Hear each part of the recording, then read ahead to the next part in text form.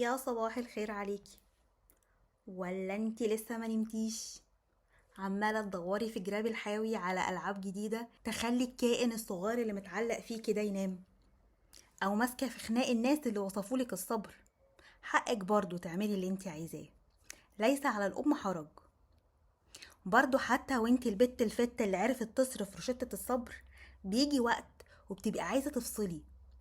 ده من حقك. في أسر الأم ليها يوم في الأسبوع ما بتعملش فيه أي حاجة خالص، ملهاش دعوة بقى لا بالبيت ولا بالعيال. تخرج اليوم ده مع أصحابها أو حتى تقضي نوم زي ما هي عايزة، والموضوع ده بيفرق جدا في طاقة الأم باقي أيام الأسبوع. ولو صعب يوم بحاله، على الأقل يبقى ساعتين في اليوم يقضيه مع الأب، مع الخال، أو مع أي إيد أمينة حواليكي، عشان تشحني في الوقت ده طاقتك، ترجعي تاني تنوري وتبقي وردة مفتحة كده في جنينة العيال، بدل ما تتحولي لساحرة شريرة. أصل لو مش بتدي نفسك فرصة تفصلي، ده بيخليكي تتصرفي بشكل يضر الطفل أصلا، وأكيد مش ده اللي احنا عايزينه. احنا بنحب نعمل أحسن حاجة لولادنا، منبقاش احنا السبب في أذيتهم. فممكن ده يخليكي تزعقي كتير وتتعصبي ويبقى الجو مكهرب طول اليوم، أو إنك تسيبيهم للموبايل. وأنا راضية ذمتك، طفل عنده سنة، تفتكري عنده وعي كافي انه يختار اللي ينفع يتفرج عليه ويميز الصح من الغلط؟ ومش قصدي انه يتفرج على حاجة عيب او يسمع شتام، بس هو عمال بيشوف شورتس وريلز مدتها اقل من دقيقة، كلها مشاهد سريعة جدا، مش بيتعلم منها لا حروف بقى ولا كلمات ولا حتى فيها قصة يعرف منها الصح من الغلط. هو بس بياخده علشان يتلهي في اي حاجة وانتي تروقي شوية. ويا ريتهم شوية فعلا، نصاية مثلا ولا حاجة، لا الموضوع ممكن يبقى بالساعات. في مول نازلة تشتري حاجات، حاطة طفلها في العربية، وعشان تركز مدياله الموبايل طول الخروجة دي اللي هي يوم ما تبقى سريعة هتبقى ساعتين مثلا. فطفل سنة ولا سنة ونص قاعد ساعتين متواصلين على موبايل بيشوف كلام فارغ فعلا، حاجات تجيب تخلف عقلي بجد. يعني بدل ما اعمل معاه ذكريات واديله فرصة يستكشف المكان اللي مليان تجارب ده، يلمس الهدوم ويعرف الالوان ويفرق بين الكبير والصغير، واقول له اسامي الحاجات ويشوف الفاكهة والخضار ويعرف يصنف الحاجة حسب لونها مثلا، المول ده منبع خبرات ممكن يكتسبها الطفل. بس بدل كل ده بختار ان احرمه منها.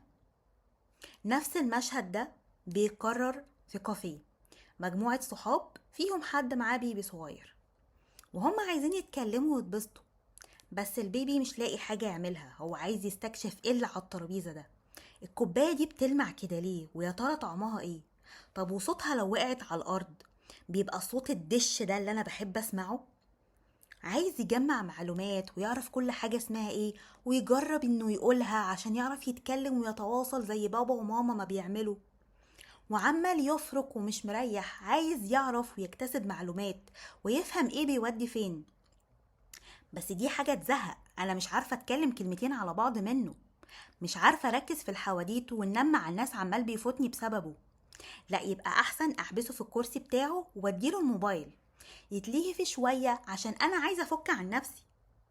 فيفضل الطفل طول الخروجة اللي هي ممكن تبقى 3-4 ساعات وهو متنح في الموبايل، مش بيتعلم منه حاجة، بالعكس ده بيبقى سبب انه يأخر الكلام عنده وبيزود عصبيته، بيخليه يزهق بسرعة ومستعجل على كل حاجة وما عندوش صبر نهائي، عايز متعة سريعة زي الفيديوهات السريعة اللي بيشوفها.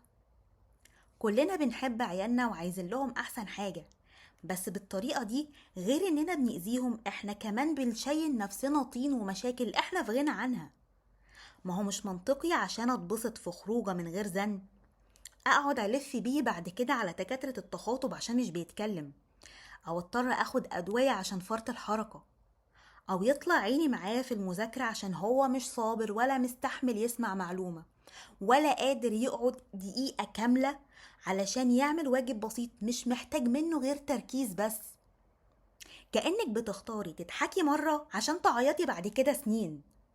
لو ضروري وعايزة تفصلي يبقى هي نص ساعة بس، ويبقى على التلفزيون مش الموبايل. كل ما الشاشة كانت أكبر كل ما الخطر بقى أقل، وأنا اللي اختار له يتفرج على إيه. ما يبقاش فيديوهات سريعة ومفيش فرجة قبل سنتين. خلي خروجك معاه ممتع. هتقولي خروجة العيال دي بتبقى بهدلة وبتجيب لي الشتيمة، والموبايل هو اللي بيحفظ لي ماء الوجه. ولو رحنا مكان مفتوح زي جنينة بيفضل يجري وانا اجري وراه وعايز يركب على كل المراجيح. طب ما ده حلو يا بنتي، وطبيعي ان الاطفال يعملوا كده. انتي ليه عايزاه يبقى راجل 80 ركبه بتوجعه وقاعد جنبك على الكرسي؟ وبعدين ما تعتبري جريك وراه ده زي مروحك للجيم، يعني رياضة وخسسان. واصلا هي مرحلة عمرية وهتعدي ومش هترجع تاني. ولو قلتيله بعد كده نروح ملاهي او حتى نخرج مع بعض هيتريق عليكي ويقولك هو انا لسه نغة. فاستغلي الكام سنة دول اللي مش هتكرروا تاني، واعملي ذكريات حلوة معاه تبقى سبب انه يبقى سوي نفسيا ومشبع عاطفيا. طفلك مش مشكلة ومش عقبة لازم تتخلصي منها عشان تعيشي. كفى بالمرء إثما أن يضيع من يعول. وإنك تيجي متأخر أحسن من إنك ما تجيش خالص. وأشوفك تاني إذا شاء ربنا. سلام.